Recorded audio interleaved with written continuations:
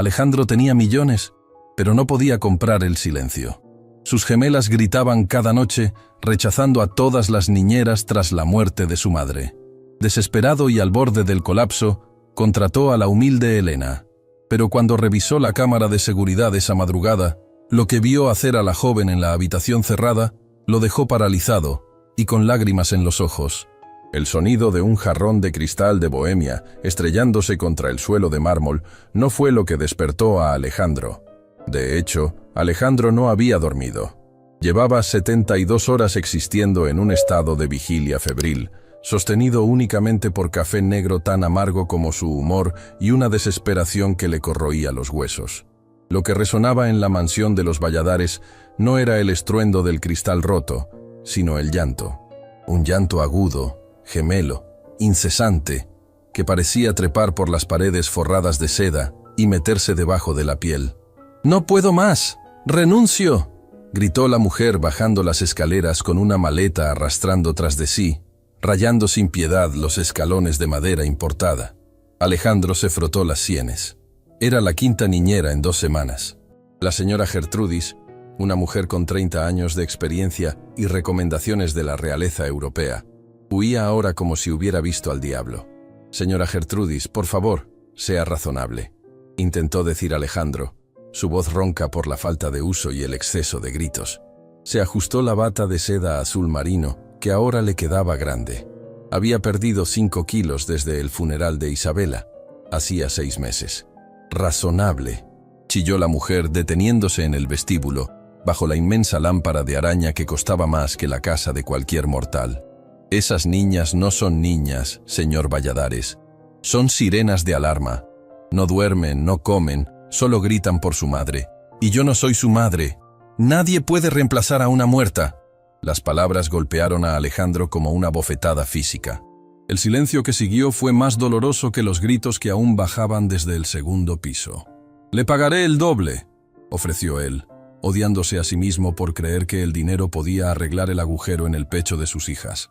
«Ni por todo el oro de sus cuentas bancarias», escupió la mujer, abriendo la pesada puerta principal. La lluvia y el viento entraron de golpe, mojando el piso inmaculado. «Quédese con su dinero y busque a una santa o a una sorda. Yo me voy». El portazo retumbó en la casa vacía. Alejandro se quedó solo en la penumbra del vestíbulo. Arriba, Mía y Sofía, sus gemelas de 5 años, continuaban su lamento desgarrador. No era un llanto de capricho, era el sonido puro y destilado de la pérdida. Desde que Isabela falleció en aquel accidente de auto, las niñas habían decidido declararle la guerra al sueño. Dormir significaba cerrar los ojos, y cerrar los ojos significaba recordar que mamá ya no vendría a darles el beso de buenas noches. Alejandro subió las escaleras, sintiendo que cada paso pesaba 1 tonelada. Al entrar en la habitación rosa pastel, decorada con nubes y castillos, el caos era absoluto. Juguetes carísimos destrozados, sábanas de algodón egipcio tiradas por el suelo y 2 pequeñas figuras acurrucadas en una esquina, abrazadas la una a la otra, temblando y sollozando con una intensidad que partía el alma. «Princesas», susurró Alejandro, acercándose con cautela. «Queremos a mamá», gritó Mía, con la cara roja e hinchada. «Vete, tú no eres ella», sollozó Sofía, lanzándole un oso de peluche que le golpeó en el pecho. Alejandro se detuvo. El rechazo de sus propias hijas era una daga que se retorcía cada noche. No sabían lo que decían. Eran pequeñas, estaban heridas, pero él también lo estaba. Se sentó en el suelo, a una distancia prudente, y se cubrió el rostro con las manos. Era el hombre más poderoso de la ciudad, dueño de constructoras y navieras, temido en las salas de juntas. Y allí estaba, derrotado por 2 niñas de 5 años y el fantasma de su esposa. A la mañana siguiente, la agencia de empleo Elite Nanny envió a su última carta. «Señor Valladares, le seré honesta», dijo la directora de la agencia por teléfono, con tono de disculpa. «Hemos agotado nuestra lista de profesionales de alto nivel. Nadie quiere tomar el puesto. La fama de la situación se ha extendido. Envíeme a quien sea, a quien respire y tenga paciencia», gruñó Alejandro, mirando su reloj Rolex de oro blanco. Eran las 10 de la mañana, y ya tenía un dolor de cabeza que le partía el cráneo. Tenemos a alguien. No es convencional. No tiene los títulos de la Academia Suiza, ni habla 4 idiomas. Es nueva en la ciudad. Viene del campo, de un pueblo al sur. Pero dicen que tiene un don. No necesito magia, necesito que mis hijas duerman antes de que yo me tire por el balcón. Mándela. Cuando el timbre sonó 2 horas después, Alejandro esperaba ver a otra matrona severa con uniforme almidonado. Lo que vio al abrir la puerta lo dejó momentáneamente confundido. Frente a él había una joven que no podía tener más de 24 años. Llevaba un vestido sencillo de flores, desgastado por los lavados, y un cardigan de lana gris que le quedaba un poco grande. Su cabello castaño estaba recogido en una trenza gruesa que caía sobre su hombro izquierdo, y sus zapatos eran unas zapatillas de lona baratas, húmedas por la lluvia que no cesaba. No traía maletas de marca, sino una bolsa de tela abrazada contra su pecho, como si contuviera un tesoro. «¿Usted es la niñera?», preguntó Alejandro, sin poder ocultar su escepticismo. Su tono fue frío, cortante. La joven levantó la vista. Tenía los ojos color miel, grandes y extrañamente serenos, enmarcando una mirada que parecía ver más allá de la superficie. No se amedrentó ante la opulencia de la casa, ni ante la hostilidad del hombre. «Soy Elena», dijo con una voz suave pero firme. «La agencia me dijo que necesitaban ayuda». Alejandro soltó una risa seca, sin humor. «Ayuda es un eufemismo. Necesitamos un milagro. ¿Sabe a lo que viene? Mis hijas han hecho huir a veteranas de guerra disfrazadas de niñeras. Los niños no son enemigos, señor. Son personas pequeñas con sentimientos grandes que no saben dónde poner», respondió Elena con una simplicidad que desarmó a Alejandro por un segundo. Él se hizo a un lado, dejándola pasar. El contraste era brutal. Elena caminaba por el vestíbulo de mármol blanco como una mancha de color y vida en un mausoleo estéril. Sus zapatillas chirriaron ligeramente, un sonido plebeyo en un palacio de silencio. «Le seré claro, Elena», dijo Alejandro cerrando la puerta y bloqueando el mundo exterior. «No me importa de dónde viene ni quién es. Me importa una sola cosa, el silencio. Mis hijas no duermen. Gritan hasta que se desmayan o hasta que sale el sol. Si logra que duerman una noche, una sola noche, le pagaré lo que quiera. Si fallan, se irá mañana al amanecer». «No tengo tiempo para más fracasos». Elena asintió lentamente. No miró los cuadros de pintores famosos en las paredes, ni las esculturas abstractas. Miró una foto pequeña sobre una mesa lateral. Isabela sonriendo con las gemelas recién nacidas. «¿Dónde están ellas?», preguntó Elena. «En el cuarto de juegos, probablemente rompiendo algo». Alejandro la guió a través de la casa. El ambiente era pesado, el aire olía a encierro y tristeza añeja. Al llegar a la puerta del cuarto de juegos, se escuchaban golpes y gritos ahogados. «No quiero jugar, quiero irme con mamá», se oía la voz de Sofía. Alejandro puso la mano en el pomo de la puerta y miró a Elena. Vio sus manos. No eran manos de manicura perfecta como las de su esposa o las de las otras niñeras. Eran manos trabajadas, con las uñas cortas y limpias. Manos que conocían el esfuerzo. «Buena suerte», dijo él, abriendo la puerta y empujándola suavemente hacia el interior, como quien arroja carne a los leones. La habitación era un campo de batalla. Mía estaba tirada en el suelo pataleando, mientras Sofía intentaba arrancar las cortinas. Al ver a la extraña, ambas se detuvieron en seco. Sus pequeños pechos subían y bajaban agitados, sus ojos rojos clavados en la intrusa. Elena no dijo, «Hola, soy su nueva niñera». No usó esa voz aguda y falsa que los adultos usan con los niños. Simplemente entró, dejó su bolsa de tela en el suelo y se sentó en la alfombra, cruzando las piernas. Quedó a la altura de ellas. El silencio duró 10 segundos. Alejandro observaba desde el marco de la puerta, esperando el primer grito de rechazo. «Tienes barro en los zapatos», dijo Sofía, acusadora, señalando las zapatillas de Elena. Elena miró sus pies y sonrió. No era una sonrisa de compromiso, era una sonrisa que iluminó su rostro cansado. «Sí, vengo de lejos. Afuera hay muchos charcos gigantes. ¿A ustedes les gusta saltar en los charcos?». Mía sorbió por la nariz, desconfiada. «Mamá no nos dejaba. Decía que nos ensuciaríamos los vestidos». «Las mamás se preocupan por los vestidos», concedió Elena suavemente. «Pero los charcos se hicieron para saltar. Alejandro sintió un nudo en la garganta al escuchar la mención de Isabela. Esperó el llanto, esperó el colapso, pero las niñas se quedaron quietas, observando a esa mujer que no intentaba ordenarlas, ni limpiarlas, ni consolarlas con mentiras. «Tengo hambre», dijo Mía de repente. Hacía 2 días que apenas comían. «Yo también», dijo Elena, sacando de su bolsa de tela no un juguete, ni un dulce, sino 3 manzanas rojas, brillantes y pequeñas, que olían a campo. ¿Saben a qué saben las nubes? Las niñas fruncieron el ceño, confundidas pero intrigadas. «Las nubes no se comen», dijo Sofía. «Eso es lo que creen los adultos», susurró Elena como si compartiera un secreto de estado. «Pero si muerdes esta manzana justo aquí, sabe a lluvia y a viento». Alejandro vio, incrédulo, cómo sus hijas se acercaban lentamente, como animales heridos que deciden confiar por primera vez en meses. Tomaron las manzanas. El millonario se retiró silenciosamente, cerrando la puerta. Su corazón latía rápido. «Es un truco», pensó. «Durará 1 hora. Cuando llegue la noche, el infierno volverá». Y la noche llegó. El sol se ocultó y las sombras alargadas de los árboles del jardín se proyectaron sobre la mansión como garras. Este era el momento crítico, la hora bruja, las 7 de la tarde, la hora en que Isabela solía bañarlas y leerles cuentos, la hora en que el vacío de su ausencia se hacía insoportable.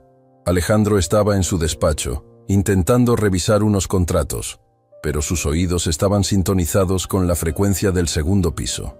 Esperaba el primer alarido. El reloj marcó las 7:30. Silencio. El reloj marcó las 8. Silencio. Alejandro dejó el bolígrafo. Sus manos temblaban. El silencio era casi más aterrador que los gritos, porque el silencio implicaba que algo había pasado. Se habrían escapado, estarían enfermas, la niñera las habría amordazado.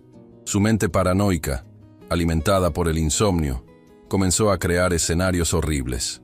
Se levantó de su silla de cuero, sintiendo el crujido de sus propias articulaciones.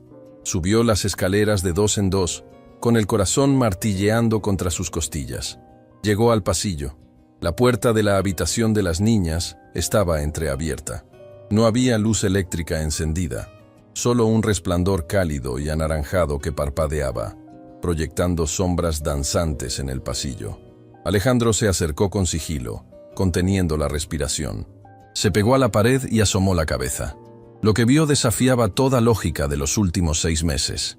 Elena había construido una especie de fuerte con las sábanas de algodón egipcio y las sillas del cuarto, creando una tienda de campaña en el centro de la habitación.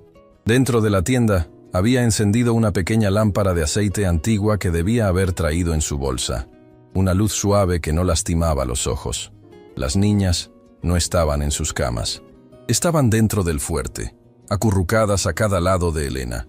Pero no era eso lo que impactó a Alejandro. Mía y Sofía estaban dormidas, profundamente dormidas. Sus respiraciones eran rítmicas, pesadas, el sueño de quien finalmente ha soltado una carga insoportable. No había lágrimas secas en sus mejillas recientes. Había paz. Elena estaba despierta, mirando la llama de la lámpara. Tarareaba algo. No era una canción de cuna tradicional. Era una melodía baja, gutural, casi antigua, que vibraba en el aire y parecía hacer que la habitación entera respirara con ella. Alejandro sintió que las piernas le fallaban. Se apoyó en el marco de la puerta, haciendo crujir la madera involuntariamente. Elena levantó la vista. Sus ojos miel se encontraron con los de él en la penumbra. No dejó de tararear, ni se movió para no despertar a las niñas.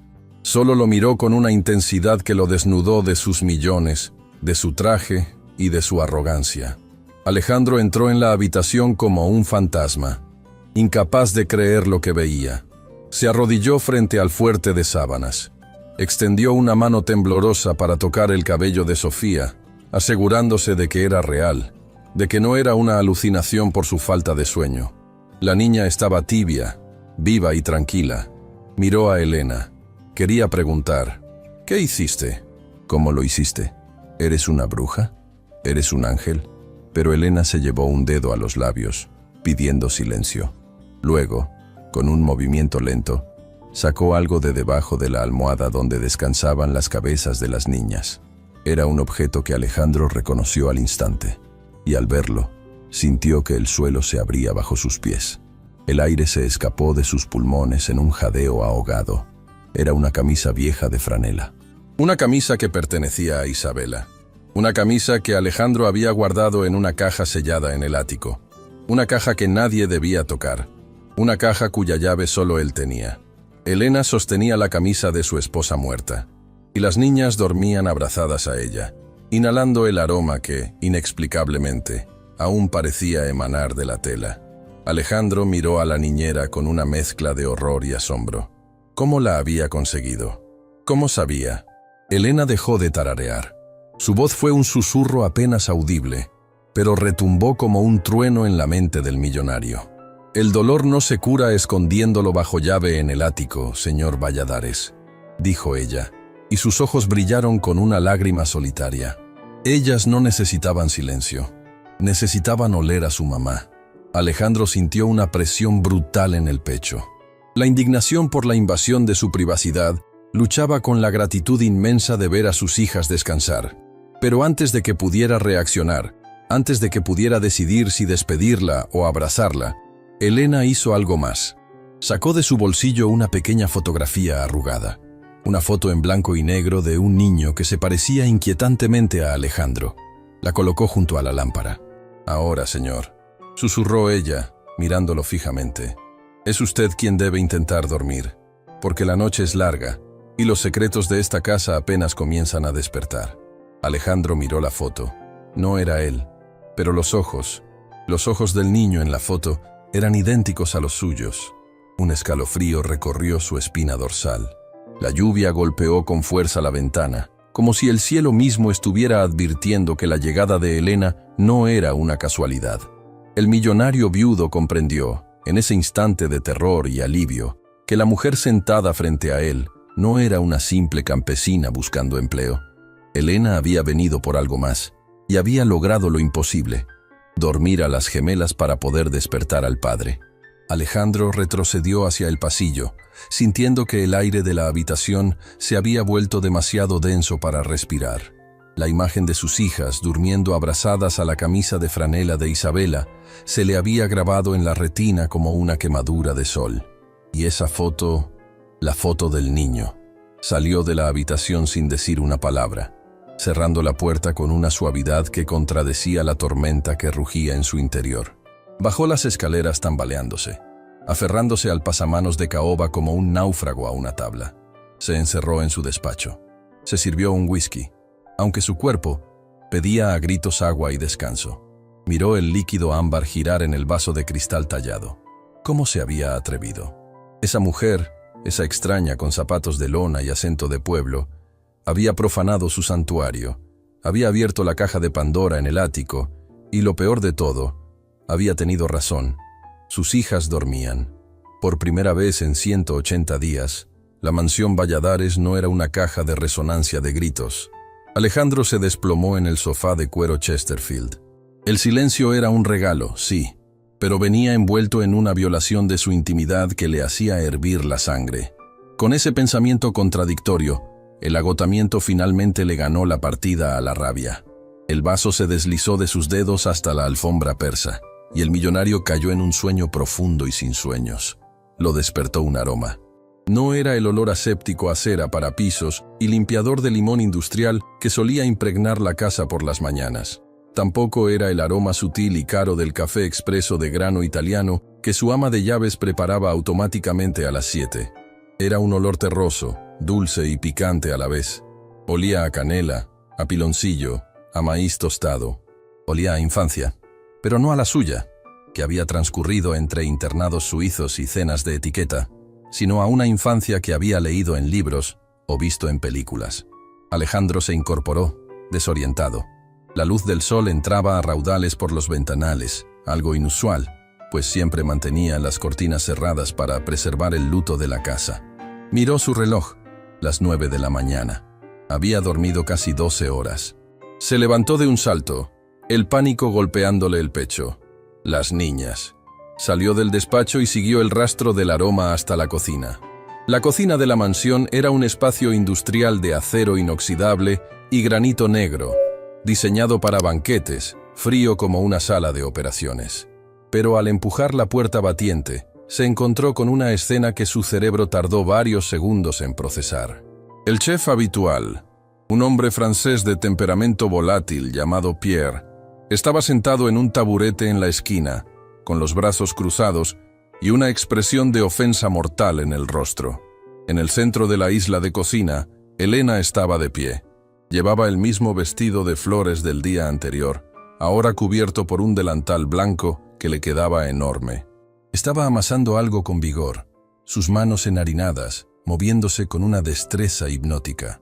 Y allí, sentadas en la encimera de granito, algo que estaba estrictamente prohibido, estaban Mía y Sofía. Alejandro se detuvo en seco. Sus hijas tenían harina en la nariz. Mía reía. Sofía intentaba aplastar una bolita de masa con sus puños pequeños. «Más fuerte, Sophie», animaba Elena sin dejar de trabajar. «La masa tiene que saber quién manda. Si le tienes miedo, se pone dura. Si la tratas con cariño pero con firmeza, se vuelve suave, como las personas». «Mira, Elena, hice un gusano», gritó Mía levantando una tira deforme de masa. «Es un gusano precioso, Mía. Ahora vamos a convertirlo en una tortilla», respondió la niñera, tomando la masa y colocándola sobre un comal de hierro fundido que había aparecido de la nada, humeando sobre la estufa de inducción de última generación. Alejandro carraspeó. El sonido fue como un disparo en la atmósfera cálida de la cocina. Las risas cesaron al instante. Mía y Sofía se tensaron, bajando la mirada. Pierre, el chef, se levantó con aire de vindicación. Elena, sin embargo, se limpió las manos en el delantal y se giró lentamente. «Buenos días, señor Valladares», dijo con esa voz tranquila que parecía inmune a su autoridad. «El desayuno está listo». Alejandro ignoró el saludo. Su mirada barrió la cocina, notando el caos controlado. Cáscaras de huevo, harina esparcida y una olla de barro vieja sobre la hornilla más cara del mercado. «Bájense de la encimera», ordenó a sus hijas, con voz severa pero no gritada. Las gemelas obedecieron de inmediato, deslizándose hasta el suelo y corriendo a esconderse detrás de las piernas de Elena. Ese gesto, esa búsqueda instintiva de protección en la mujer que acababan de conocer, dolió a Alejandro más que cualquier insulto. «Pierre, puede retirarse», dijo Alejandro sin mirar al chef. El francés resopló y salió de la cocina murmurando algo sobre barbarie culinaria. Quedaron solos, el millonario y la niñera, separados por una isla de granito que costaba más que la casa entera de Elena. «¿Qué significa esto?», preguntó Alejandro señalando el desorden. «Le pago para que cuide a mis hijas, no para que convierta mi cocina en una fonda de mercado, y mucho menos para que viole las reglas de seguridad de esta casa». Elena no bajó la cabeza. Sirvió una taza de café de la olla de barro y la deslizó por la encimera hacia él. El vapor llevaba ese olor a canela que había despertado su hambre dormida. Sus hijas tenían hambre, señor. Hambre de verdad. No querían el salmón ahumado ni la fruta cortada en cubos perfectos que Pierre les ofreció. Querían hacer algo con sus manos. Querían ensuciarse. «Usted entró en el ático», interrumpió Alejandro yendo al grano, su voz bajando a un susurro peligroso. «Usted robó una prenda de mi esposa. Eso es motivo de despido inmediato y de una denuncia policial». Mía asomó la cabeza por detrás de la falda de Elena. «Papá, no la regañes». Alejandro miró a su hija. Tenía los ojos brillantes, no de llanto, sino de vida. Tenía color en las mejillas. «Yo le dije dónde estaba la llave», confesó Mía con un hilo de voz. «Te vi esconderla en el jarrón azul el día que mamá se fue al cielo». Alejandro sintió que el suelo se movía. Se apoyó en la encimera. Había creído que su secreto estaba a salvo, que su dolor estaba blindado. Pero sus hijas lo veían todo. «Las niñas necesitaban a su madre», dijo Elena suavemente. «Y como ella no puede estar aquí en cuerpo, necesitaban lo que queda de ella. El olfato es el sentido de la memoria, señor Valladares. Usted intentó borrarla para no sufrir, pero al hacerlo, las estaba borrando a ellas también». Alejandro tomó la taza de café. Sus manos temblaban ligeramente. Dio un sorbo. El líquido estaba caliente, dulce, reconfortante. Quemaba de una manera agradable. «No vuelva a entrar en el ático sin mi permiso», dijo, intentando recuperar su postura de poder, aunque sabía que sonaba hueco. Y esa foto, la que dejó en la mesa de noche. ¿De dónde la sacó? Elena sostuvo su mirada. Sus ojos miel parecían leer los códigos de barras de su alma. Venía en mi libro de oraciones. La encontré hace mucho tiempo. Me pareció que el niño tenía una mirada triste, como la de alguien que espera algo que nunca llega. Pensé que tal vez usted reconocería esa mirada. No sé quién es, mintió Alejandro, pero la mentira sabía a ceniza en su boca. Si usted lo dice. Elena se dio la vuelta y comenzó a servir huevos revueltos con tomate y cebolla en los platos de porcelana fina. Siéntese, señor.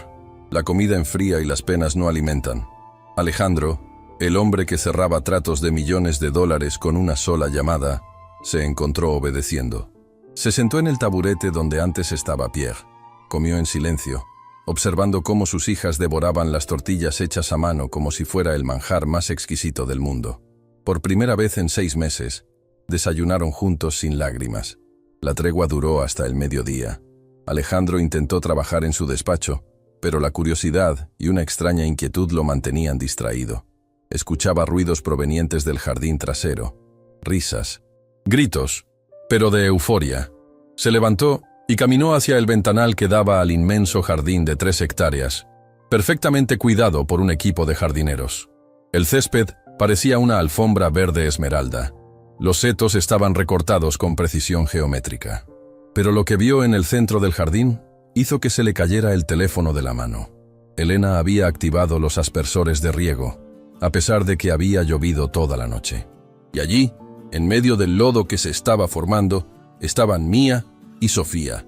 Estaban corriendo, estaban saltando, y estaban cubiertas de barro de pies a cabeza. Sus vestidos de diseñador, que costaban $500 cada uno, estaban arruinados. ¡No!, gritó Alejandro, corriendo hacia la puerta de cristal que daba al jardín. Salió al exterior, sintiendo el calor húmedo del mediodía. ¡Mía! ¡Sofía! ¡Elena!, bramó. Las niñas se detuvieron, congeladas en medio de un charco. Estaban jadeando, con el cabello pegado a la cara por el agua y el barro, pero sus sonrisas eran tan amplias que parecían irreales.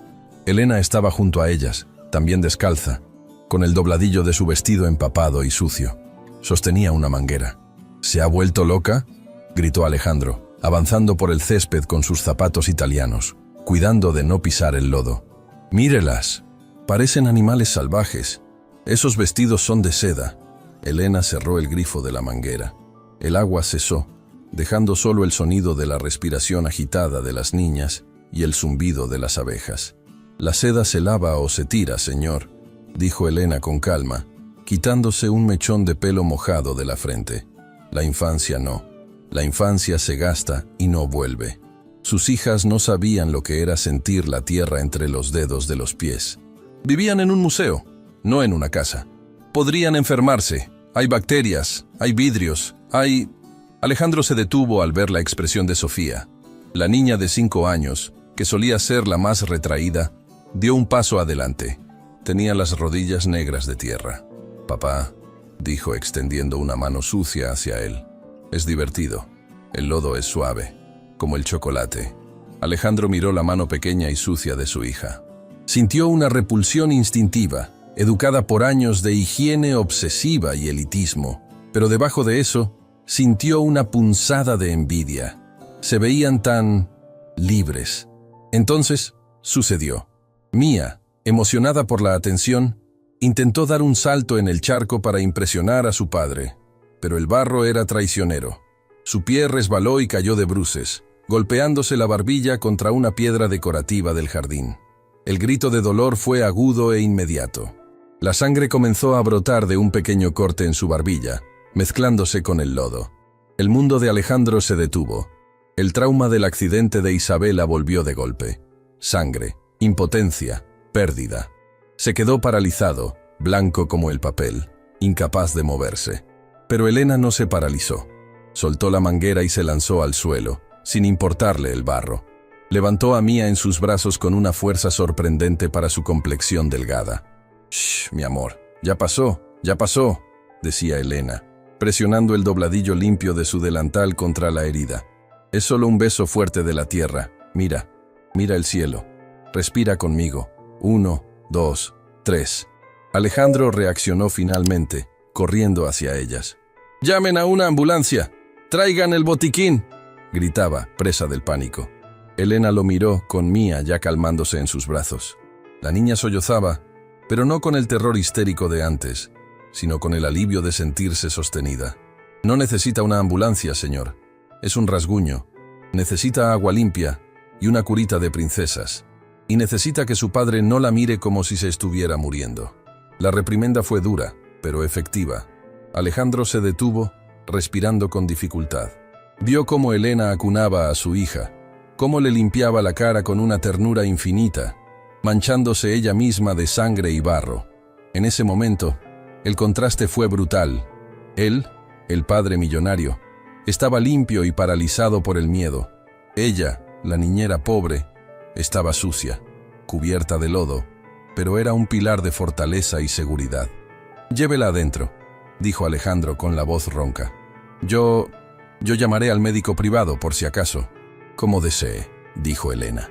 Se puso de pie con Mía en brazos y tomó a Sofía de la mano. «Vamos, guerreras, a la ducha». Mientras se alejaban hacia la casa, Alejandro se quedó solo en el jardín destrozado. Miró sus propios zapatos, impolutos y brillantes. Se sintió absurdamente pequeño.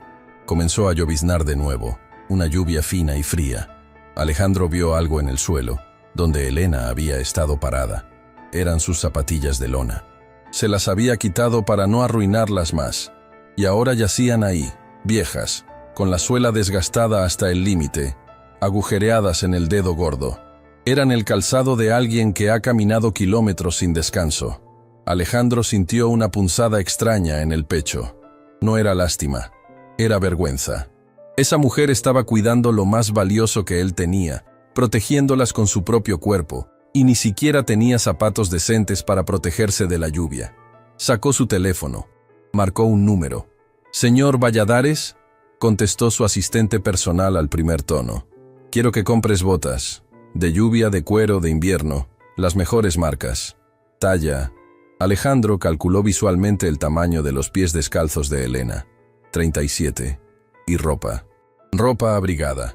Que no sea de marca ostentosa, algo cómodo, de calidad. Y envíalo todo antes de la noche. ¿Para las niñas, señor? No, para la niñera. Colgó. Entró a la casa, mojado por la llovizna. Al pasar por el vestíbulo, vio la bolsa de tela de Elena, que había dejado allí al entrar corriendo con las niñas. La bolsa estaba entreabierta. Alejandro sabía que no debía. Sabía que ya había cruzado una línea ética esa mañana. Pero la imagen de la foto del niño seguía martillándole la cabeza. Se acercó y miró dentro. Había un libro viejo, una Biblia desgastada, y sobresaliendo de las páginas, la esquina de otra foto. Alejandro la sacó con dedos rápidos. No era el niño esta vez. Era una foto de una casa humilde, de madera y techo de lámina, con un jardín lleno de flores silvestres. Pero no fue la casa lo que le heló la sangre. Fue lo que había estacionado frente a la casa, apenas visible en el borde de la imagen, borroso por el tiempo. Era un coche deportivo rojo, un modelo antiguo, el mismo modelo de coche que el padre de Alejandro conducía el año en que desapareció de su vida para siempre, dejándolo huérfano y heredero de un imperio frío. Alejandro sintió que el pasillo giraba. Elena no era solo una niñera del campo. Elena traía consigo los fantasmas que él había enterrado mucho más profundo que la ropa de Isabela. Guardó la foto en su bolsillo justo cuando escuchó las risas de las niñas bajando las escaleras, limpias y con pijamas secos. La guerra por el sueño había terminado, pero la guerra por la verdad acababa de comenzar. La tarde cayó sobre la mansión Valladares como un manto de plomo. El cielo, amoratado y cargado de electricidad estática, prometía una tormenta mucho peor que la de la noche anterior. Dentro de la casa, la tensión era palpable, casi sólida, como si las paredes de mármol estuvieran conteniendo la respiración. A las 6 de la tarde, llegó el paquete. El mayordomo, un hombre discreto que parecía deslizarse en lugar de caminar, dejó las cajas sobre la mesa de la entrada y desapareció. Alejandro observaba desde la barandilla del primer piso. Vio a Elena salir de la cocina, secándose las manos en su delantal. Ella se detuvo frente a las cajas con el logotipo de una tienda departamental de lujo. No hubo gritos de emoción, ni saltos de alegría. Elena tocó el cartón con la punta de los dedos, con una cautela reverente, como si temiera que el contenido mordiera. Abrió la primera caja. Sacó unas botas de cuero marrón, robustas, forradas de lana por dentro. Luego, un suéter de cachemira color crema y unos pantalones de tela suave y oscura. Alejandro esperó un agradecimiento, una mirada hacia arriba, pero Elena no miró hacia el balcón. Simplemente se quitó sus zapatillas de lona rotas allí mismo, en el vestíbulo, y se calzó las botas. Dio 2 pasos, probando el peso, el agarre. Se irguió. No parecía una empleada recibiendo un regalo. Parecía un soldado recibiendo su armadura antes de la batalla. «Gracias», dijo al aire, sin levantar la vista, sabiendo que él estaba allí. «Pero la ropa no compra el silencio, señor Valladares». Alejandro sintió un nudo en la garganta. Esa mujer era imposible. «No es un soborno, Elena. Es equipamiento. Esta noche vienen los socios mayoritarios de la empresa. Necesito que la casa esté impecable. Y eso incluye a quienes habitan en ella». Elena finalmente levantó la vista. Sus ojos miel brillaron con una inteligencia afilada. ¿Tiene miedo de que piensen que su vida es un desastre? Tengo miedo de que me quiten la custodia de mis hijas si creen que no soy apto para cuidarlas, confesó Alejandro, soltando la verdad más dolorosa que guardaba. Elena asintió lentamente, comprendiendo la gravedad de la situación. No se preocupe, señor. Sus hijas serán invisibles. Serán ángeles. A las 8 de la noche, la mansión se transformó. Las luces se atenuaron. La música ambiental, jazz genérico y sin alma, comenzó a sonar bajito, y el aire se llenó del aroma a cordero asado y vino tinto costoso. Los socios llegaron puntuales. Eran 3 hombres y una mujer, vestidos con trajes que costaban más que la educación universitaria de una persona promedio. Entre ellos destacaba Roberto Sterling, un hombre de 60 años con cara de bulldog y una ambición que se le notaba en la forma de masticar los canapés. Alejandro los recibió en el gran salón, copa en mano, interpretando el papel del viudo recuperado y empresario feroz. «Alejandro, muchacho», dijo Sterling, palmeándole la espalda con una fuerza innecesaria. «Nos preocupaba tu aislamiento. Los números de la compañía están bien, pero el liderazgo requiere presencia y estabilidad mental». «Estoy perfectamente, Roberto», mintió Alejandro, con una sonrisa ensayada. «El duelo es un proceso, no una enfermedad». «Claro, claro», intervino la mujer. Claudia, mirando alrededor con ojos críticos. «Pero hemos oído rumores, gritos nocturnos, personal que renuncia cada semana. ¿Estás seguro de que las niñas están bien atendidas? Quizás un internado en Suiza sería lo mejor». La mención del internado hizo que la sangre de Alejandro se helara. Apretó la copa de cristal hasta que sus nudillos se pusieron blancos. «Mis hijas se quedan conmigo». La cena transcurrió en una tensión educada. Se hablaba de fusiones, de acciones, de márgenes de beneficio. Nadie preguntó por Isabela. Nadie preguntó por Mía o Sofía como seres humanos, solo como factores de distracción. Y entonces, la tormenta estalló. Un trueno monumental sacudió los cimientos de la casa, haciendo vibrar los cristales de las ventanas. Las luces parpadearon 1, 2 veces, y luego se apagaron por completo. La oscuridad fue absoluta durante 3 segundos, hasta que las luces de emergencia, tenues y fantasmales, se encendieron en los pasillos. «Esto es inaudito», se quejó Sterling en la penumbra. «¿No tienes generador, Alejandro?» Antes de que Alejandro pudiera responder, se escuchó un grito. No de terror, sino de juego, seguido de pasos corriendo por la escalera. Mía y Sofía, asustadas por el trueno pero excitadas por la oscuridad, irrumpieron en el salón. Llevaban sus camisones blancos y, para horror de Alejandro, traían puestas máscaras de cartón que debían haber fabricado con Elena durante la tarde. «Somos los monstruos de la tormenta», gritó Mía corriendo alrededor de la mesa. Sofía, más pequeña, se tropezó con la pierna de Claudia. La mujer dio un respingo y derramó su copa de vino tinto sobre el mantel de lino blanco. La mancha se extendió como una herida de sangre fresca. «¡Por Dios!», exclamó Claudia poniéndose de pie. «Estas niñas son salvajes». «¡Alejandro!», bramó Sterling, golpeando la mesa. «Esto es exactamente de lo que hablábamos. No tienes control». Tu hogar es un caos. Si no puedes manejar tu casa, ¿cómo pretendes manejar la corporación? Alejandro se quedó paralizado. La vergüenza le quemaba la cara. Sus hijas se detuvieron, asustadas por los gritos de los adultos, y comenzaron a llorar. El sonido era agudo, desgarrador, amplificado por la acústica del salón. «¡Sáquenlas de aquí!», ordenó Sterling. «¡Es una vergüenza!». Alejandro avanzó hacia sus hijas, sintiendo que el mundo se le venía encima. Iba a agarrarlas, tal vez con demasiada fuerza. Iba a arrastrarlas a su cuarto y cerrar la puerta con llave. Iba a fallarles de nuevo. Pero entonces, una figura emergió de las sombras del pasillo. Elena. Llevaba la ropa nueva, que le daba un aire de dignidad severa, y el pelo recogido en una trenza apretada. No corrió hacia las niñas. No pidió perdón. No bajó la cabeza ante los millonarios indignados. Caminó con paso firme, ignorando a Sterling, ignorando a Alejandro, y se dirigió hacia la esquina del salón donde yacía, cubierto por una funda de terciopelo gris, el objeto más prohibido de la casa. El piano de cola Steinway. El piano de Isabella. Nadie lo había tocado en 6 meses. Alejandro había prohibido incluso limpiarlo, temiendo que borrar las huellas dactilares de su esposa fuera borrarla a ella. Elena retiró la funda con un movimiento fluido, levantando una nube de polvo que bailó en la luz de emergencia. «¡No toque eso!», gritó Alejandro, saliendo de su estupor. «Elena, aléjese de ahí». Elena se sentó en la banqueta. Se giró hacia las niñas, que seguían llorando en medio del salón. «Mía, Sofía», dijo con voz clara y potente, cortando el llanto de las gemelas. «Los monstruos de la tormenta no lloran. Los monstruos bailan. Vengan aquí. Debajo del piano es la cueva del oso». Las niñas, hipnotizadas por la autoridad tranquila de su niñera, corrieron y se metieron debajo de la caja de resonancia del gran piano, acurrucándose sobre la alfombra.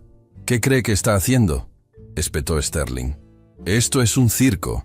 Elena posó sus manos sobre las teclas. Eran manos de trabajadora, con uñas cortas y piel curtida por el sol y el jabón. Manos que no parecían pertenecer al marfil y al ébano de un instrumento de $100,000. «El silencio asusta a las niñas, señores», dijo Elena, mirando fijamente a Alejandro a los ojos. «Y el ruido de sus gritos las asusta más. A veces hace falta otro idioma». Y entonces bajó las manos. Alejandro esperaba un desastre. Esperaba el ruido torpe de alguien que no sabe tocar. O quizás una canción infantil simple. Un «Estrellita, ¿dónde estás?», tocado con un dedo. Lo que salió del piano fue un acorde complejo, oscuro, en tono menor, que resonó en el pecho de todos los presentes. Elena comenzó a tocar. No era una canción de cuna. No era Mozart ni Chopin. Era algo visceral. Una melodía que empezaba lenta, como la lluvia golpeando el techo de lámina, y crecía en intensidad, imitando el rugido del viento. Sus dedos volaban sobre las teclas con una destreza técnica que desafiaba toda lógica.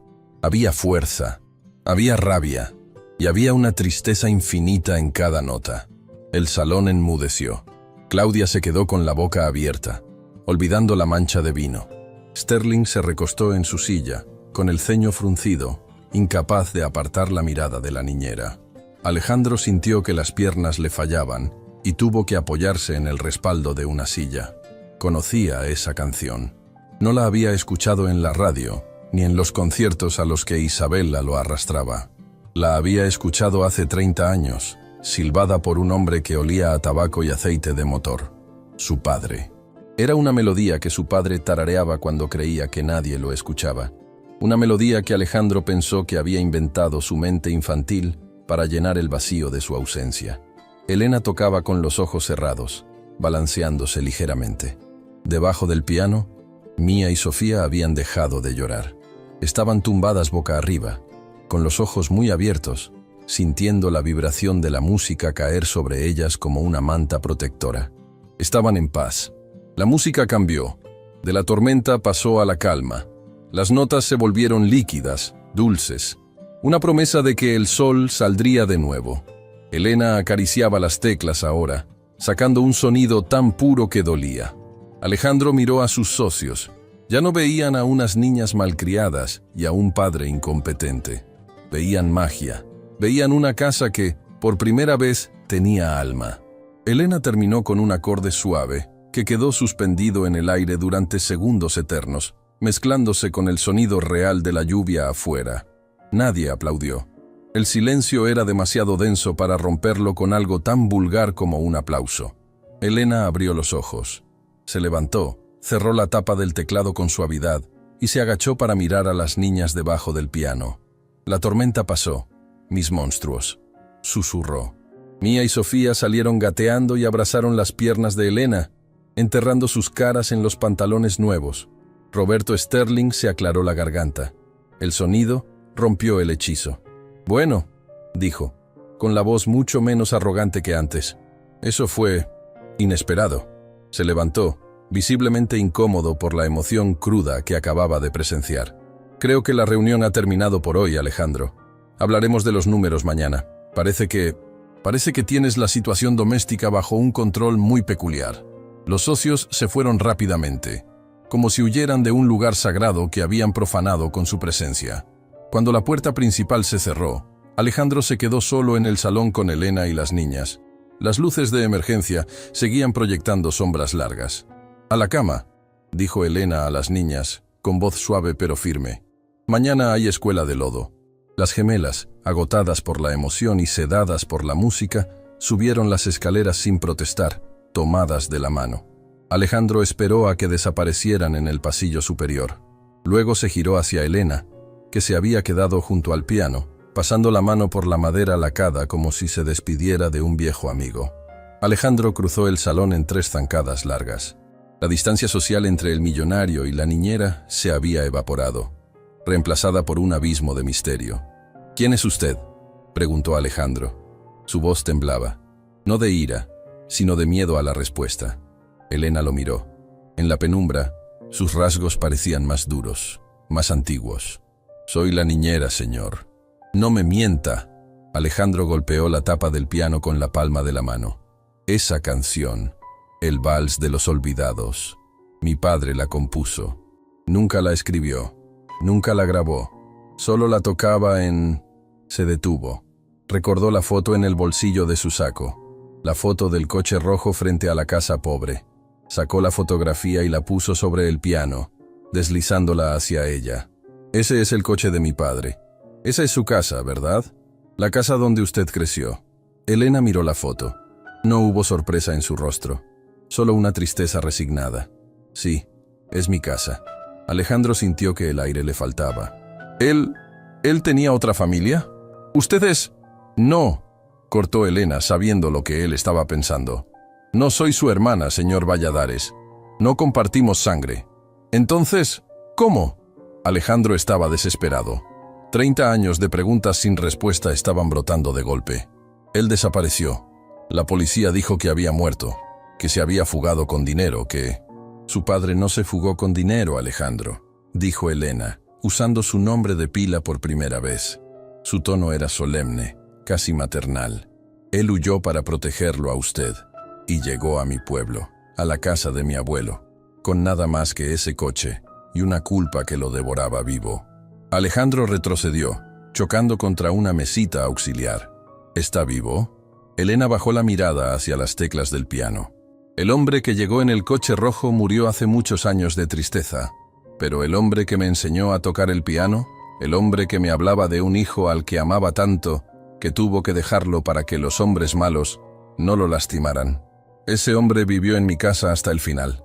Alejandro sintió que las lágrimas, esas que no había derramado ni siquiera en el funeral de Isabela, quemaban sus ojos. «¿Por qué está aquí? ¿Por qué ahora?». Elena dio un paso hacia él. Por primera vez, rompió la barrera física y colocó una mano sobre el brazo del millonario. Su toque era cálido, real. «Porque él me hizo prometer algo antes de morir», susurró Elena. «Me dijo que un día la oscuridad volvería a la vida de su hijo, y que cuando eso pasara, yo tendría que venir a devolverle la música». Un relámpago iluminó el salón, revelando el rostro de Alejandro bañado en lágrimas. Todo lo que creía saber sobre su pasado, sobre el abandono de su padre, era mentira. «Usted no vino por el trabajo», dijo él con la voz rota. «Vine por la familia», respondió ella. Porque la sangre te hace pariente, señor Valladares, pero la lealtad te hace familia.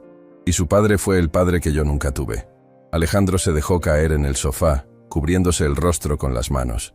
El muro de hielo que había construido alrededor de su corazón se estaba derritiendo, y dolía. Dolía terriblemente. Elena se sentó a su lado, manteniendo una distancia respetuosa pero solidaria. Llore, señor. Llore todo lo que tenga que llorar. Las niñas están dormidas. Y yo estoy aquí para vigilar la tormenta. En ese momento, en la penumbra del salón lujoso, con el sonido de la lluvia golpeando los cristales, los roles se invirtieron completamente. El millonario era el niño perdido, y la niñera pobre era la única poseedora de la riqueza más grande, la verdad. Pero mientras Alejandro lloraba la pérdida de un padre que nunca conoció realmente, Elena miró hacia la ventana oscura. Sabía algo más, algo que aún no podía decirle. Los hombres malos, de los que hablaba el padre de Alejandro, no eran una metáfora, y al tocar esa canción, al revelar su conexión, Elena sabía que acababa de encender una bengala en medio de la noche. Si alguien más reconocía esa melodía, el peligro que había obligado al padre a huir regresaría, y esta vez vendría por Alejandro y las niñas. «Descanse, señor», murmuró Elena, mirando la oscuridad exterior con ojos de águila. «Mañana será un día difícil». Alejandro levantó la vista, con los ojos rojos.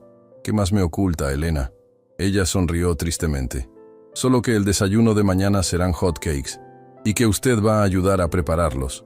Fue una mentira piadosa, la primera de muchas que tendría que decir para mantenerlos a salvo, porque el pasado no solo había despertado, estaba hambriento. El olor a mantequilla quemada invadió la cocina de diseño italiano, peleando contra el aroma habitual a limpiador de limón y soledad. Eran las 8 de la mañana. Alejandro Valladares, el CEO que movía millones con una firma, estaba luchando a muerte contra una espátula y una sartén de teflón. Tenía harina en la mejilla, una mancha de huevo en su camisa de lino, que costaba $300, y una expresión de concentración absoluta, más intensa que cuando negociaba fusiones internacionales. «Se te está quemando otra vez, papá», dijo Mía desde la isla de la cocina, balanceando las piernas. «No se está quemando, cariño. Se está caramelizando», respondió Alejandro, raspando un disco negro y humeante. Elena estaba apoyada en el marco de la puerta. No llevaba el uniforme gris. Llevaba los pantalones oscuros y el suéter crema que él le había comprado. Se veía diferente a la luz del día. Menos una empleada doméstica y más como la dueña moral de la casa. «El fuego está muy alto», dijo ella acercándose. No pidió permiso. Tomó la mano de Alejandro, la que sostenía el mango de la sartén. El contacto fue eléctrico. Alejandro se tensó. La piel de Elena era áspera, cálida y firme. Ella guió su mano para apartar la sartén del fuego y luego bajó la perilla de la estufa con la otra mano. «La paciencia es el ingrediente secreto, señor», murmuró ella, estando peligrosamente cerca. «Si apura el fuego, quema el exterior y deja el centro crudo. Como a las personas». Alejandro la miró. En sus ojos miel ya no veía solo a la niñera. Veía el enigma que le había quitado el sueño toda la noche. Veía a la mujer que había sostenido la mano de su padre mientras moría. «¿Le enseñó él a cocinar también?», preguntó Alejandro con voz ronca. Elena asintió levemente, soltando su mano. Decía que los hot cakes eran la única comida que podía arreglar un corazón roto. Los domingos. Elena se detuvo, tragando saliva. Los domingos él hacía una torre gigante, y siempre ponía un plato extra en la mesa, vacío. Decía que era para el príncipe del castillo lejano. Alejandro sintió que las rodillas le flaqueaban. El príncipe era él. Mientras él crecía odiando a su padre por abandonarlo, su padre ponía un plato para él en una mesa de madera vieja, a kilómetros de distancia, en el exilio. Las niñas devoraron el desayuno, ajenas al drama subterráneo que sacudía a los adultos. Cuando terminaron, Elena las envió al jardín con la instrucción estricta de buscar tesoros, piedras y hojas, para una colección. La casa quedó en silencio. Un silencio pesado, cargado de verdades pendientes. «Venga conmigo», dijo Alejandro. La llevó a su despacho privado, un santuario de caoba y cuero donde nadie entraba. Cerró la puerta con llave. Anoche dijo que había hombres malos, que mi padre huyó para protegerme. Alejandro se sirvió un vaso de agua. Las manos le temblaban. Necesito nombres, Elena. Necesito saber por qué mi vida entera se construyó sobre una mentira. Elena se sentó en el borde de una silla de cuero, abrazando su bolsa de tela desgastada contra el pecho como si fuera un escudo. No fue una mentira, Alejandro. Fue un sacrificio. Abrió la bolsa y sacó el libro viejo, la Biblia. De entre las páginas finales extrajo un sobre amarillento, sellado con cera que se había agrietado con los años. «Esto es para usted». Me hizo jurar que solo se lo entregaría si el peligro regresaba. Y anoche sentí que las sombras se alargaban. Alejandro tomó el sobre. Reconoció la caligrafía inmediatamente. Era la misma letra angulosa que había visto en las tarjetas de cumpleaños de sus primeros 5 años de vida. Rompió el sello. Sus dedos extrajeron 3 hojas de papel de cuaderno, escritas con tinta azul barata.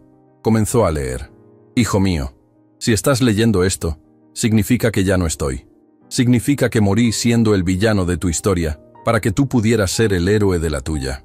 Hace 30 años descubrí que la empresa no solo lavaba dinero. Descubrí que mis socios, Sterling y los demás, estaban usando nuestros barcos para traficar algo mucho peor que mercancía. Cuando amenacé con ir a la policía, no me amenazaron a mí, te amenazaron a ti. Me enviaron una foto tuya en el columpio del parque, con una mira telescópica dibujada sobre tu pecho. El mensaje era claro. Si yo hablaba, tú morías.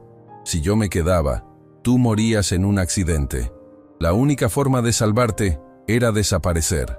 Dejarles el control, dejarles el dinero y convertirme en un fantasma. Fingí mi muerte en ese accidente de bote para que dejaran de buscarme, para que dejaran de vigilarte. Te dejé huérfano para no dejarte muerto.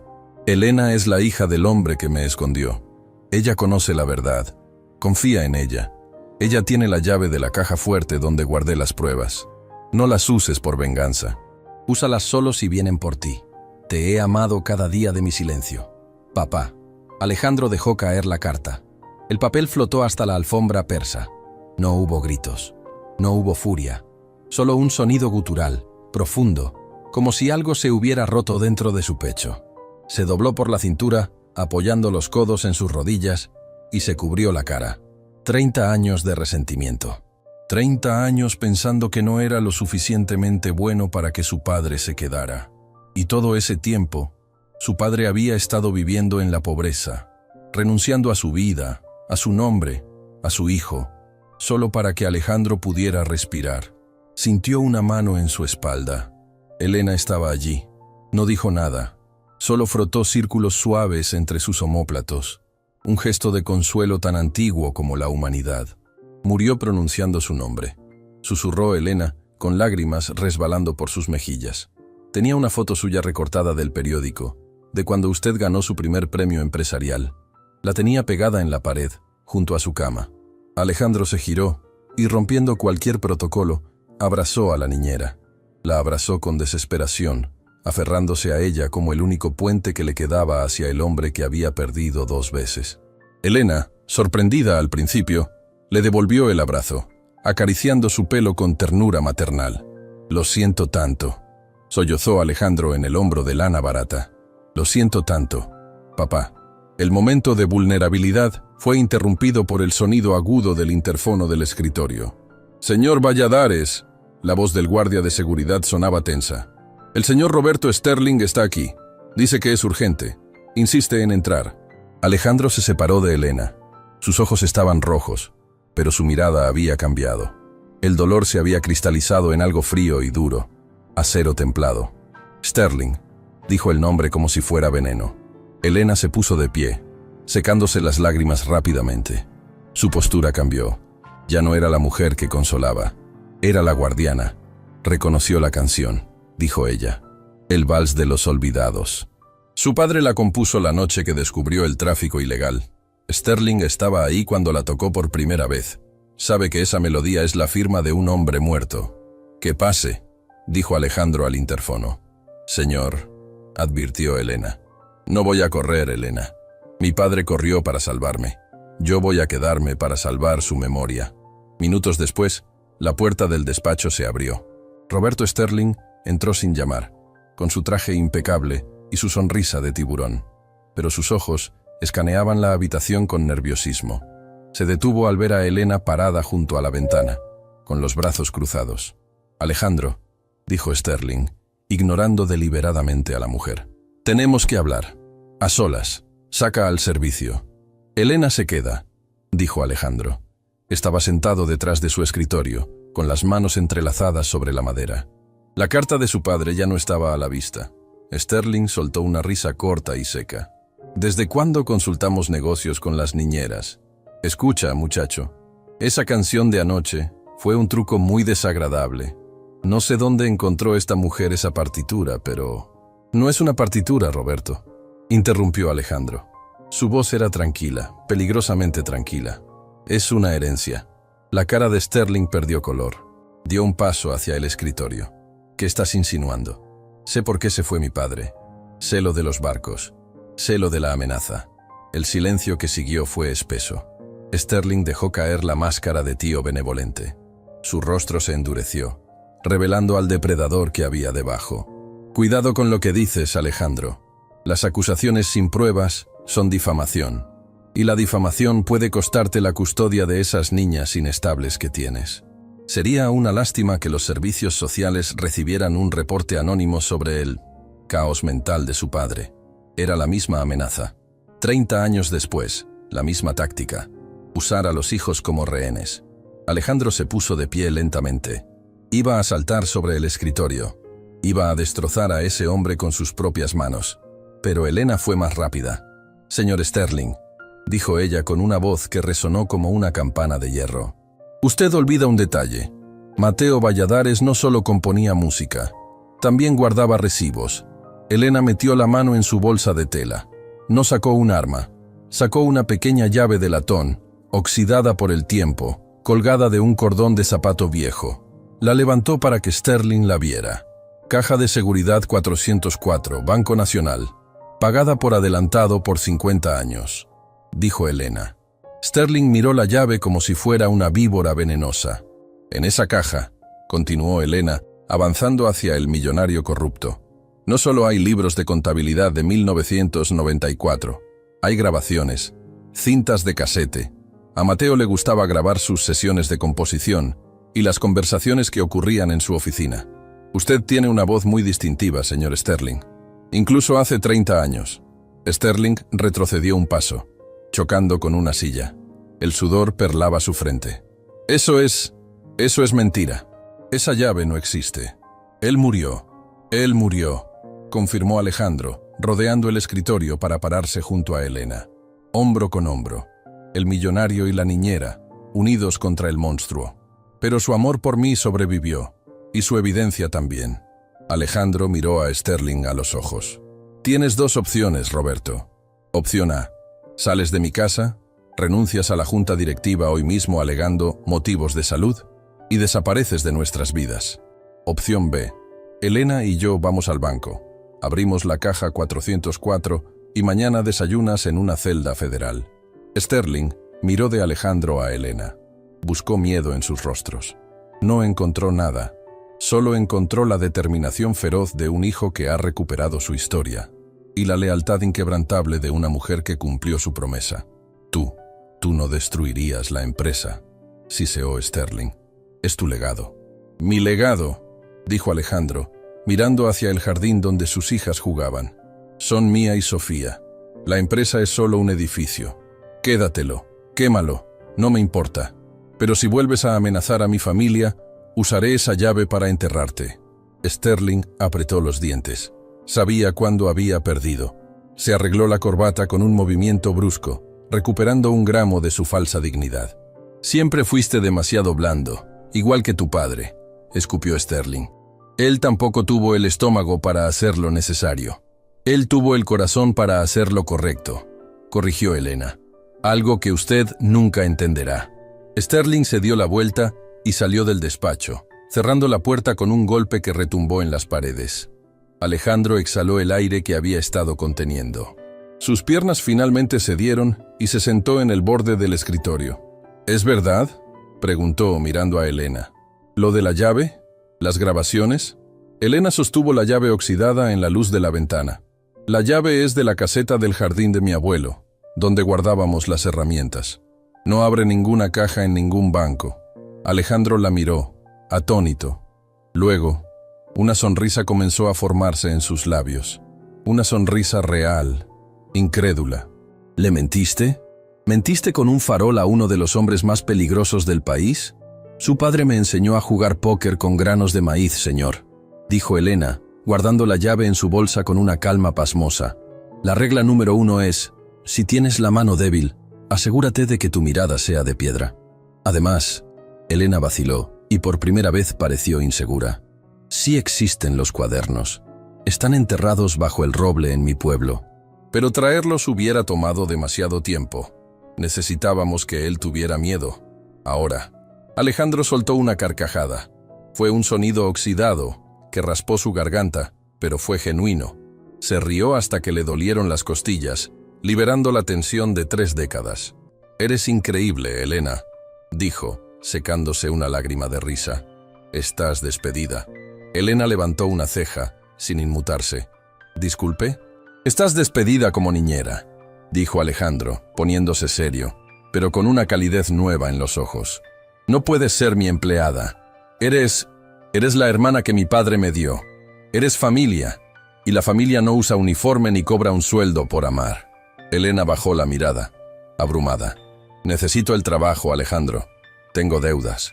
La enfermedad de mi tía, me haré cargo de todo», prometió él.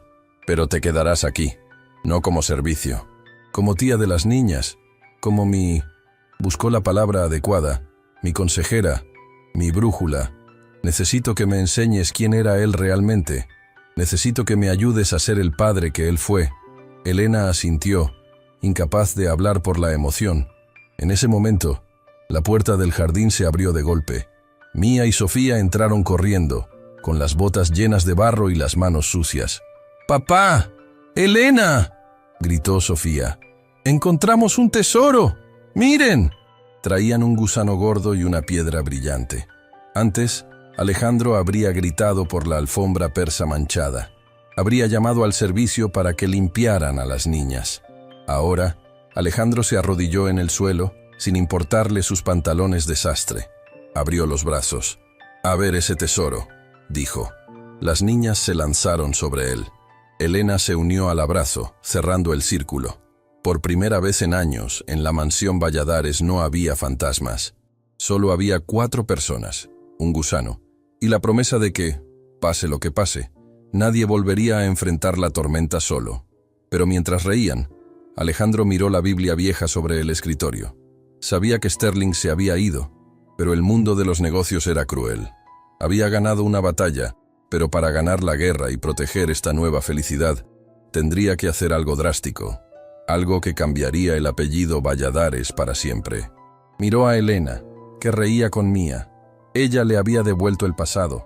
Ahora, él tenía que construirles un futuro. «Elena», dijo él, en medio de las risas. «¿Sí? Prepara las maletas. ¿A dónde vamos?» «A tu pueblo. Quiero ver la casa. Quiero ver dónde me amaron desde lejos. Y quiero desenterrar esos cuadernos de verdad». Elena sonrió. Una sonrisa radiante que iluminó la habitación más que cualquier lámpara de cristal. «Le va a encantar, señor. Pero le advierto, el baño está afuera y hay gallinas en el patio». «Perfecto», dijo el millonario. «Suena a hogar». El viaje hacia el pasado no se hizo en un jet privado, sino en la camioneta familiar, con las ventanas bajadas y el aire caliente del campo despeinando el cabello de las gemelas. Alejandro conducía. Había dejado el reloj suizo en la mesita de noche de la mansión. Sus muñecas estaban desnudas, bronceándose bajo el sol del mediodía. A su lado, en el asiento del copiloto, Elena indicaba el camino no con un GPS, sino con la memoria del corazón. «En el próximo árbol torcido, a la izquierda», dijo ella señalando un camino de tierra roja que se adentraba en la vegetación espesa. El vehículo de lujo, diseñado para el asfalto urbano, gimió al enfrentarse a los baches y piedras del camino rural. A Alejandro no le importó. Cada sacudida parecía soltar un poco más el nudo que llevaba en el pecho desde hacía 30 años. Cuando finalmente llegaron, El silencio fue lo primero que los golpeó. No era el silencio estéril de la mansión, sino un silencio vivo, lleno de chicharras, viento entre las hojas y el cacareo lejano de las gallinas que Elena había prometido. La casa era pequeña, de adobe y madera, con un techo de lámina que brillaba bajo el sol. El porche estaba inclinado, cansado por el peso de los años. «Aquí es», susurró Elena. Alejandro bajó del coche. Sus zapatos de cuero italiano se hundieron en el polvo rojo. Miró la estructura humilde. Allí, en esos 40 metros cuadrados, su padre, el gran Mateo Valladares, había pasado la mitad de su vida, sin lujos, sin sirvientes, sin aire acondicionado, solo con su culpa y su amor a distancia. Mía y Sofía corrieron hacia el patio, persiguiendo una mariposa amarilla, ajenas a la solemnidad del momento. Elena sacó una llave de su bolsillo, la verdadera llave de la casa, no la oxidada del farol, y abrió la puerta de madera hinchada por la humedad. El olor a encierro, a madera vieja y a lavanda seca, escapó hacia ellos. «Nadie ha entrado en su habitación desde que murió», dijo Elena, quedándose en el umbral. «Adelante, es su turno». Alejandro entró solo. Sus pasos crujían sobre las tablas del suelo. Atravesó la pequeña sala, donde un piano vertical, desafinado y cubierto de una sábana, dormía en la esquina. Llegó a la habitación del fondo. Empujó la puerta. Lo que vio le robó el aliento. No había muebles caros, solo un catre militar perfectamente tendido y una mesa de noche con una Biblia. Pero las paredes eran un santuario. Estaban cubiertas de recortes de periódico, cientos de ellos, algunos amarillentos y quebradizos, otros más recientes. Heredero Valladares se gradúa con honores. Alejandro Valladares expande el imperio familiar. Boda del año, Alejandro e Isabella. Nacen las gemelas Valladares. Alejandro se acercó temblando. Había fotos borrosas tomadas desde lejos con una cámara barata. Fotos de él saliendo de su edificio. Fotos de él en el parque con las niñas. Su padre no solo lo había amado en abstracto, lo había seguido. Había sido una sombra protectora, celebrando sus triunfos en soledad, llorando sus pérdidas en este cuarto oscuro. En el centro de la pared había una hoja de papel rayado pegada con cinta adhesiva. Tenía escrito con marcador negro: «Mi orgullo, mi hijo, mi vida». Alejandro cayó de rodillas. El dolor del abandono, ese ácido que le había corroído el alma durante décadas, se evaporó instantáneamente. Fue reemplazado por una gratitud tan inmensa que dolía físicamente. No había sido abandonado, había sido salvado. Cada día de pobreza de su padre había sido un pago por la seguridad de Alejandro. Sintió unos brazos rodeándole el cuello. Elena había entrado en silencio y se arrodilló junto a él. No dijo nada. Solo apoyó su frente contra el hombro de él y dejó que sus lágrimas se mezclaran con el polvo del suelo. «Gracias», sollozó Alejandro, aferrándose a la mano de Elena. «Gracias por cuidarlo. Gracias por ser la hija que yo no pude ser». «Él lo sabía, Alejandro», susurró ella. «Cada noche, antes de dormir, rezaba por usted y decía: algún día, Elena, él vendrá, y cuando venga, asegúrate de que sepa que nunca me fui realmente». Esa tarde, bajo el roble gigante del patio trasero, Alejandro Valladares se quitó la camisa de $300. Con una pala prestada por un vecino y el torso bañado en sudor, cavó. No cavaba buscando oro, cavaba buscando verdad. A 1 metro de profundidad, la pala golpeó metal. Una caja de herramientas vieja, envuelta en bolsas de plástico industriales. Alejandro la sacó con sus propias manos, ensuciándose de tierra roja hasta los codos. Dentro estaban los cuadernos y las cintas, la evidencia real que Sterling tanto temía. Alejandro sostuvo los cuadernos contra su pecho. Podría haberlos usado para destruir a Sterling públicamente, para meterlo en la cárcel por el resto de sus días. Pero al mirar a sus hijas jugando con Elena en el porche, riendo a carcajadas, comprendió algo fundamental. La venganza era un plato que se servía frío, pero la justicia era un plato que se compartía en familia. Sterling ya estaba acabado. La amenaza del farol lo mantendría a raya para siempre. Alejandro no necesitaba mancharse las manos con el pasado. Tenía algo más importante que hacer: construir el futuro. 2 años después, la mansión Valladares ya no parecía un museo. En el vestíbulo de mármol, donde antes reinaba un eco frío, ahora había un triciclo aparcado junto a la estatua griega. Había abrigos de colores colgados en el perchero y un olor constante y delicioso a vainilla y canela que emanaba de la cocina. Era sábado por la noche. Llovía a cántaros afuera, una de esas tormentas eléctricas que solían aterrorizar a las gemelas. Pero en el salón principal, nadie tenía miedo. El piano de cola, antes un objeto prohibido, estaba abierto. Alejandro estaba sentado ante las teclas. Sus dedos, que antes solo sabían firmar cheques, ahora bailaban con una destreza aprendida a base de práctica y amor. Tocaba el vals de los olvidados, pero la melodía ya no sonaba triste. Sonaba a esperanza. Sonaba a reencuentro. Mía y Sofía, ahora con 7 años, bailaban en el centro de la alfombra, girando hasta marearse, riendo con esa risa limpia que solo tienen los niños que se saben amados y seguros. Y en el sofá, observando la escena con un libro en el regazo, estaba Elena. Ya no llevaba uniforme. Llevaba un vestido azul sencillo que resaltaba el brillo dorado de sus ojos. No era la niñera, no era la empleada. Alejandro terminó la canción con un acorde suave. Las niñas aplaudieron y corrieron hacia él, pidiendo otra. «A la cama, señoritas», dijo Alejandro, atrapándolas en un abrazo de oso. «Mañana tenemos que ir al pueblo. El abuelo... Bueno, la casa del abuelo necesita una capa nueva de pintura, y ustedes prometieron ayudar con el jardín». «Pero no tenemos sueño», protestó Mía. «Ah, ¿no?». Alejandro miró a Elena con complicidad. «Creo que mamá Elena tiene el remedio para eso». Las niñas corrieron hacia el sofá y se lanzaron sobre Elena. El cuento del príncipe y la guardiana. Elena sonrió, acariciando el cabello de las gemelas. Hacía un año que Alejandro le había pedido que se casara con él. No con un anillo de diamantes gigante, sino con un anillo sencillo, hecho fundiendo la vieja llave de latón que ella había usado para engañar a Sterling. «Para que nunca olvides que tú tienes la llave de nuestra seguridad», le había dicho. Se habían casado en el jardín de la casa del pueblo, con las gallinas como testigos y el espíritu de Mateo Valladares sonriendo desde el roble.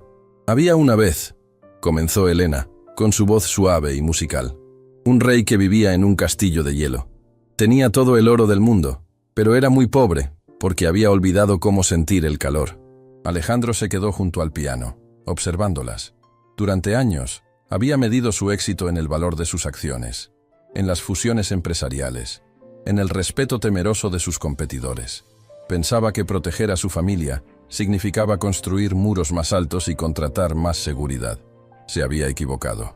Miró sus manos. Manos que ahora sabían cocinar hot cakes, aunque a veces se quemaban. Manos que sabían cavar la tierra. Manos que sabían acariciar y tocar música. La verdadera herencia de su padre no eran los millones en el banco, ni la empresa naviera. La verdadera herencia era la capacidad de sacrificarse por amor.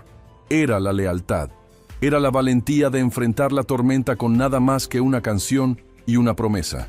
Elena terminó el cuento. Las niñas, vencidas por el sueño y la seguridad de un hogar verdadero, tenían los párpados pesados. «Vamos», susurró Alejandro, cargando a Sofía mientras Elena tomaba a Mía en sus brazos. Subieron las escaleras juntos. El pasillo ya no era un túnel oscuro. Estaba iluminado por luces cálidas y fotos familiares. Fotos de la boda en el pueblo. Fotos de las niñas manchadas de helado. Fotos de Alejandro y Elena besándose bajo la lluvia. Acostaron a las niñas. Las taparon con las mantas suaves. «Buenas noches, papá». «Buenas noches, mamá», murmuró Sofía, medio dormida. «Buenas noches, mis amores», respondieron al unísono. Salieron de la habitación, dejando la puerta entreabierta. La tormenta rugía afuera, golpeando los cristales, pero dentro, la paz era absoluta. Alejandro tomó la mano de Elena en el pasillo. Sintió la callosidad en su palma, esa marca de trabajo duro que ella nunca quiso borrarse, y que él amaba más que a la piel de seda. «¿En qué piensas?», preguntó ella, notando su mirada intensa. Alejandro la atrajo hacia sí, besando su frente. «En que mi padre tenía razón». «¿Sobre qué?». «Sobre la música». dijo Alejandro, guiándola hacia su propia habitación.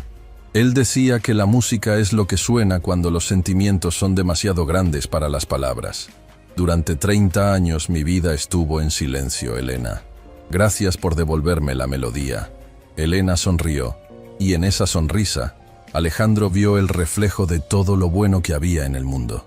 La música siempre estuvo ahí, Alejandro, respondió ella, colocando una mano sobre el corazón de él. Solo necesitabas a alguien que te ayudara a afinar el instrumento. Entraron en su habitación y cerraron la puerta. Afuera, la lluvia limpiaba el mundo, llevándose el polvo viejo, dejando la tierra lista para florecer de nuevo. Las gemelas del millonario viudo, aquellas que gritaban de terror en la oscuridad, dormían profundamente. Y por primera vez en su vida, el millonario también dormía, sin pastillas, sin pesadillas, porque ahora sabía que, aunque la noche fuera oscura y estuviera llena de sombras, él tenía algo que ningún dinero podía comprar y que ningún hombre malo podía robar. Tenía a quien sostenerle la mano hasta que saliera el sol. Y ese era, al final de todo, el único tesoro que valía la pena desenterrar. Fin.